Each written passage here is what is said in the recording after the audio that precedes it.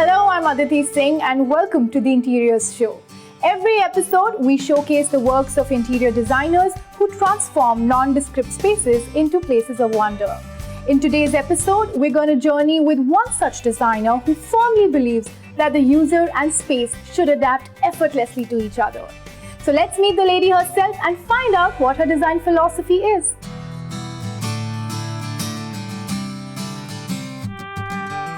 I'm Tejal Mathur. Quite by accident 15 years ago, I started designing spaces for people, a journey I've fallen in love with ever since. In fact, the most endearing part about what I do is I get to tell a different story each time through my eyes. I hope to continue to influence the way the people live, love, and coexist through my design.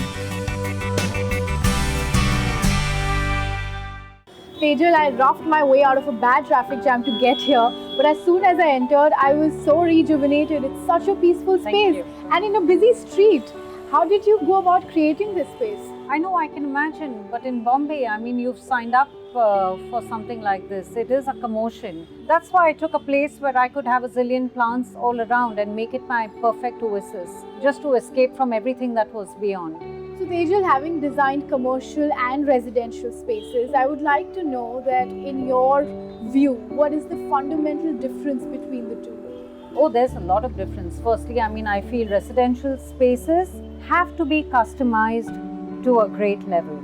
After understanding the lifestyle a person really wants or aspires to have. But with commercial spaces, which have to feel more like people's second homes. So there would be a recreational area, there would be a cafe, there would be a comfortable reading corner, library, etc., etc. I observe that the space has a very quaint feel to it, a lot of pastel colors. So is that a reflection of your personality somewhere? I could describe my place as comfortably stylish or casually chic or whatever you want to call it, because that's the kind of person I am. So let's talk about the interiors and the exteriors here. How have you balanced the two? Well, we definitely wanted a lot of natural light, and for me, obviously, screening of the indoors with a glass grill like this was imperative to be able to achieve it. Tejal, we've talked a lot about your house. I think it's time to explore and have a look around, so please take me around. Let me begin, Aditi, with this Sinhalese script from Sri Lanka. And we bought this from this really cool store called Paradise Road. In fact, all the elephants that you see there, all the cushions that you have here.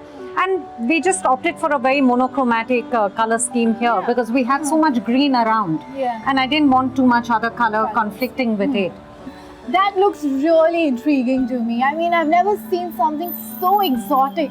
Well, this is a part of my furniture collection. Oh. Because we do lamps and rugs and we customize for projects. Okay. And we got this done for this place especially. It just feels like an inverted trunk of a tree. So you want to call them a bunch of antlers woven together. Yes. That table in front of me again is very vintage looking. Yeah, it's actually a very industrial table and it's really got weather beaten by now. But that was the whole point. So let me take you to my favorite corner where I like to have my tea every morning. Yeah. You would usually find me on this chair every morning with my cup of tea because I have these plants around me and the sun streams in from here and the flowers bloom. The cushions that we have on the chair have this print of the hibiscus which actually grows in the background. We also opted for a marble top here because it just gives that old world feel and it just wears over time and just feels a little softer. Did you notice we use these milk cans and we just we potted the plants in the can. Well, they work quite efficiently till now and they're growing. We intend for it to grow along this entire wall and cover it eventually. That's a great use of milk cans actually, and I'm sure it's quite cost effective again. Tejal, I have to say that I'm extremely fascinated by your unique sense of design and how you accommodate the vintage look in an outdoorsy space. So now I think it's time to head inside and have a look around. So when we moved into this apartment, the first thing I wanted to do was replace these aluminum windows with wooden windows. And I just framed this, and nobody really realizes that there's actually ugly aluminum window behind that. Yeah. I think the first thing, the starting point out here was to just not have a ceiling. Once I walked inside and saw the open concrete, I was like, oh my gosh, for no good money can you even get this. I'm not even going to touch it. So again, interestingly, you've used the marble table here. Because we wanted to again retain the old flavor of Carrara marble. So we have this white marble, which is again complemented by white plastic with a pair of white wicker chairs. And on it sits a white metal water jug. And if you look closely, we have these white porcelain tiles in a brick form with a white grout. And we also have this white metal lamp, you know. So it's lots of whites coming together in one little corner, which kind of makes it really welcoming when somebody walks into the house. I usually see these white porcelain tiles used in kitchens and bathrooms, but how elegantly you've used it and broken the stereotype at a place where no one else can think of using is just commendable. Thank you. Let me show you the rest of the place now. Sure. So let's talk about the ceiling now. There's a story behind it. Please tell me, why does it look incomplete and yet so complete? Since we left the walls mostly in white, we were able to do with a bit of the grunge. Okay. The only thing we could do to run the wires was to have these pipes. In fact, we have a pipe supporting the shelves right here to like take forward that feel. We painted them over in white, so it just kind of looks fresher than the backdrop. Tejal, I see the antler here again. Where does this love for antlers come from? You've used it outside so beautifully and again inside. I mean, except that this is an actual pair of antlers that I found in some junkyard, and oh my gosh, they're so, I mean, they fit perfectly here. Must make a special mention of this painting, which was a part of a traveling exhibit. It kind of looks like the antlers emerging out of that. Aditi, did you notice this stool? Oh, is that a stool? Yes, it's actually a stool. It's made of cardboard. I picked this up from a small store in Italy. Okay. And obviously, this couldn't have fit into my suitcase the way it is. But if you actually pull out this tough, good quality Velcro, I guess, because it's still holding on really well. Oh my God. Wow. And it comes exactly like this, packed in a box. Oh my God. And that's how compact the packing is. It's just fanned out a bit because it's been opened. It's a very intelligent use of design. And so easy to carry down. I actually regret not having bought all of them. So, Tejal, let's move to that corner. I see the table with those big folders over there, organized so neatly. So this is my workspace. Okay. So I have this, my antique desk, you know, which is all, you know, it's coated in zinc, and it's actually a very beautiful design. It's not even wood. It's got this little metal foil on the top, which gives it this very old, weather beaten look, so with it's this not natural shading. And these handles, which are again in bronze. This is where all those beautiful designs that we see take birth. Well, this is where the after work hours design happens. I must tell you that I love your eclectic sense of design and where your inspiration comes from. You're welcome. So I can't wait to check out the cafe that you've designed, which, as you mentioned, also happens to be one of your best creations. Then what are we waiting for? My dessert is waiting there. Let's go. Will I get some dessert there? I think so. Then I'm looking forward to it.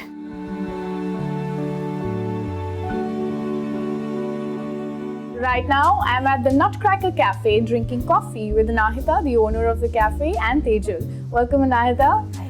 Tejal, it's a beautiful cafe. So my first question to you is, how did you transform this small space into a beautiful cafe? When I met Anahita the first time, what struck me about her was somebody who was extremely passionate about the kind of cafe that she wanted to open and the kind of experience that she wanted to give her patrons. And of course, the cuisine that followed. And it was really that which was the starting point of me even wanting to kind of take it forward and see what I could do. So Anahita, I've heard that this used to be an office space earlier. So how did you decide to transform this into a restaurant? So I've known for ages that I always wanted a small home-style cafe. And this is my very first project in the industry, and I knew that the first one would be exactly like this. It took me ages to find a spot in Kala Ghoda, but I was very clear in my head that I wanted a space in this area. Yeah, I like the old Bombay charm, everything that it has about it. And then I knew that if I got a person that had good aesthetics, they'd be able to convert it to exactly the picture I had in my mind. So Tejal, what was the biggest challenge in designing this space? It really had to do with kind of making people notice that this place even existed because of the kind of volume it had as a structure externally. Okay. It's actually just a single level space. So we had to draw up a facade all the way to the top and have the greens flow and, you know, work extensively with it so that nobody really misses it.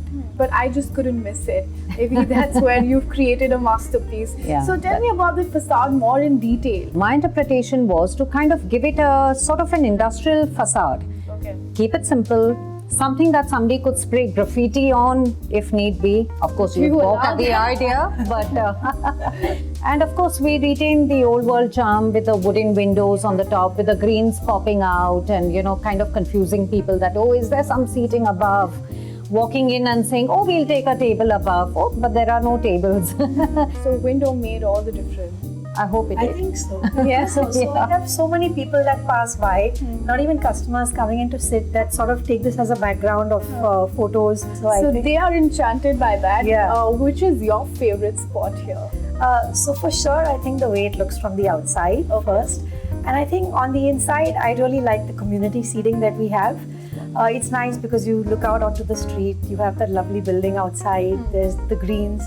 And I think just this corner of the cafe, people are now open to the idea of sitting on a community table. It helps give the space that feeling of, oh, you know, we're all in one living room, sort of eating together and chatting. So that's my favorite corner. Okay. So how did you position the furniture here, keeping the space in mind? Because I would say it's very well accommodated. I don't see any definite boundaries between the tables. I mean, if you don't have place at the table and you are 5 people, help yourself, go to that wall, pull the stools off and put them where you like and hang them back. You know, it's all self-help. And that to me is very reminiscent of a European cafe. So Anaida, when you entered and you saw this place for the first time, what was your reaction? One very clear memory I have is the night before we opened.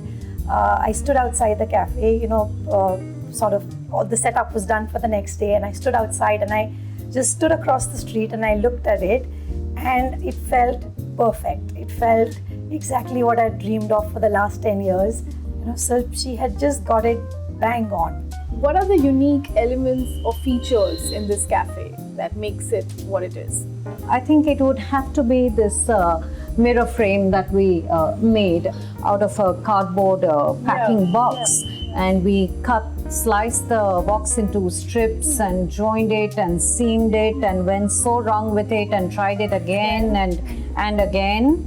But eventually we managed to pull it off. By default, the customers that sit on these 3 tables that are below the frames, I don't think there's an exception where the person puts up their hand and they start touching it because they're like, oh, this is, you know, corrugated cardboard. So there is that level of interest that it's created for sure. That's quite interesting because it's unique, it's out of the box and yet very cost effective. So it's a great idea. I think our viewers will love this. Yeah. So Tejal, another interesting design that I see is the wall clock that's made out of a clipboard. Now how did that come about? Well, that happened because the first thing Anaida told me was, I don't want a clock in the place. And when I came across this piece of design, I found it so charming. I mean, it could have been a menu card holder. But I thought, oh, this is the perfect thing. I'm going to give this to her and put it and give it pride of place in the cafe. Okay. The next thing I know is that she's pulled out the batteries and it's a clock that doesn't work. Yes. It actually works. It's not telling the right time. That's all. So that brings me to that question, why? So I wanted it to be the kind of cafe where you kind of just cut off when you walk through the door, and all of us today are perpetually sort of always looking at our watches, gotta go here, gotta go there, and I didn't want that for people that sit here. So Tejal, tell me about the flooring here. This is from a reference of a courthouse floor, a very typical government building flooring. What is the reason behind blending the courthouse floor with a very European feel?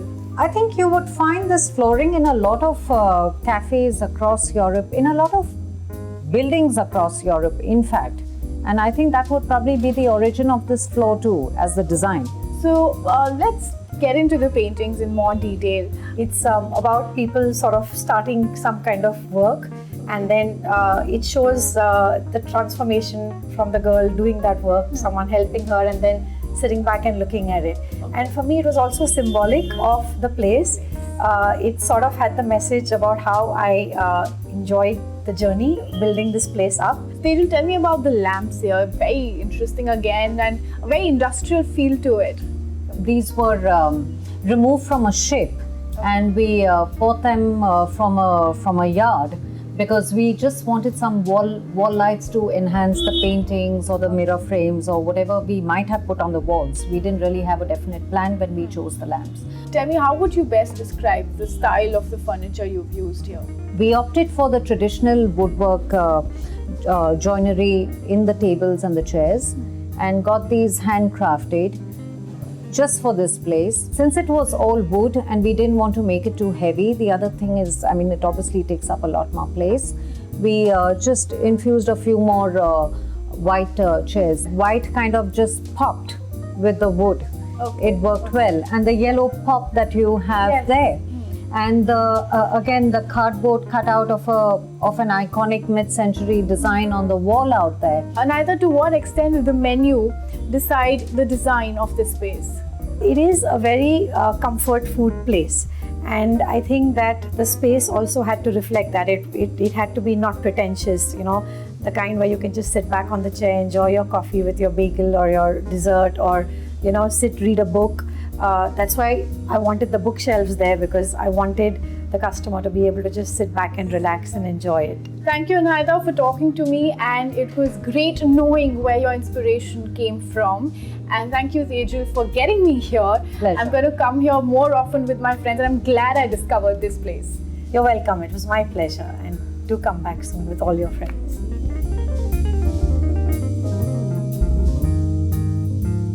We are back at Tejal's lovely home talking about everything there is to interior design. We also include in this segment some of the queries sent in by our viewers, and Tejal will give useful tips and ideas to make your space look beautiful.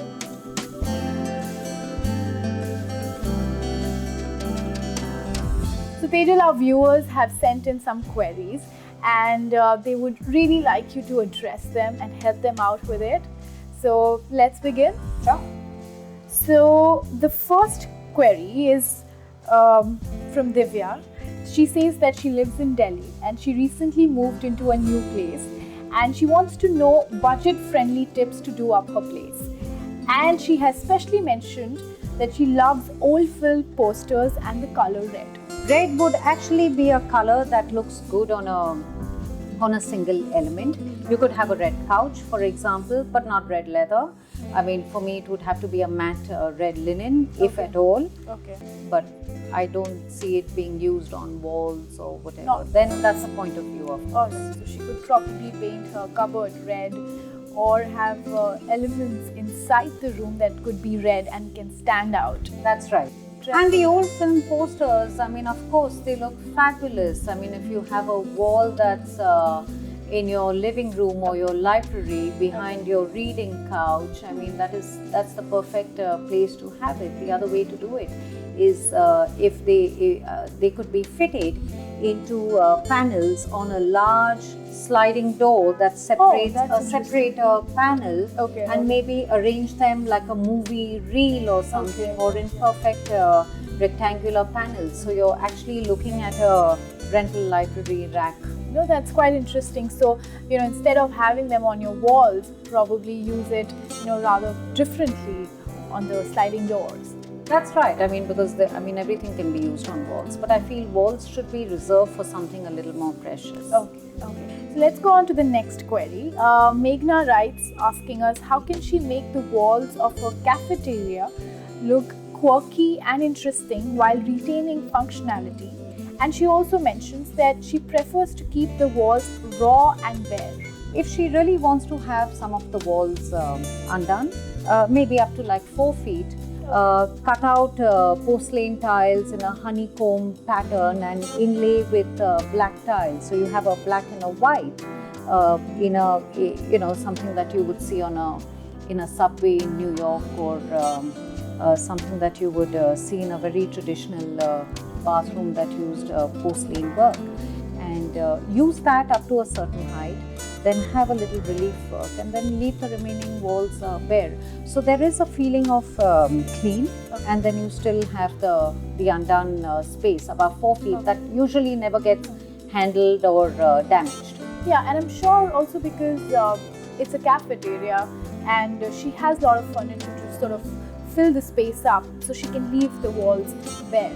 Right, and really the attention, the focus, so you just have a wall that's more interesting, so you have 2 levels of detail on a wall. So the wall turns out to be a design element in itself. Exactly. All right, let's move to Yash now. He says, I'm a globetrotter and I love to collect hand-painted ceramic plates. I haven't figured out how to display my collection. Could you please give me some suggestions? Well, he could just take a trip to my house and see how we've hung those plates up.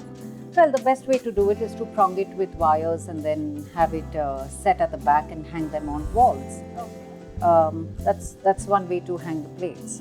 But if you absolutely don't, if you're set about where you want to hang them and you're never really going to change them, I find this more interesting, is to actually cull out some of the plaster of the wall and embed them partially inside and let the cement and the ceramic bond. Because when they get a little recessed, it doesn't look like a surface treatment anymore. It looks like it's actually archaeologically coming out of the wall. That's in fact a little more interesting, and it gives a texture to the wall that's very effortless. Yes, in fact, this one looks more interesting than just, hanging it by the wall. Exactly. All right, so let's move to Gayatri. She says, I have recently bought a house. I want to know what kind of furniture can I purchase for my living room, which is budget friendly again, doesn't take up too much space and is aesthetic. The living room is 17 feet 6 inches by 15 feet. What do you suggest? For me, firstly, a living room should have a really comfortable couch. So even if a person has to go to lengths to find that perfect comfort in the couch, a couch that you can slouch in, sit in, sink in, watch television, she could buy something that is not very expensive.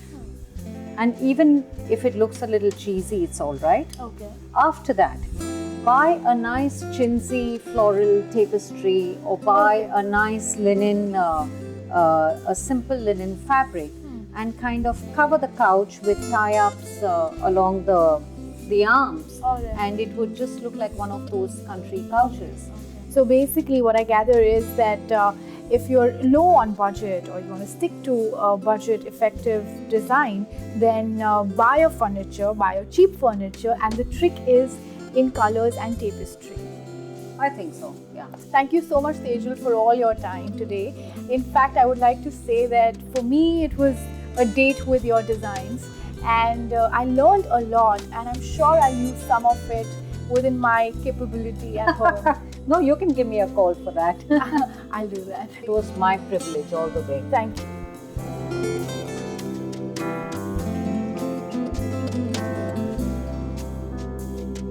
Today was a unique learning experience for me. Tejal broadened my perspective of design. I learned that it is not just a static art of visuals, but a story waiting to be told, where every element is a new chapter. With that, we come to the end of another episode of the Interiors Show. But next week, I'll be back with another designer exploring new avenues of design.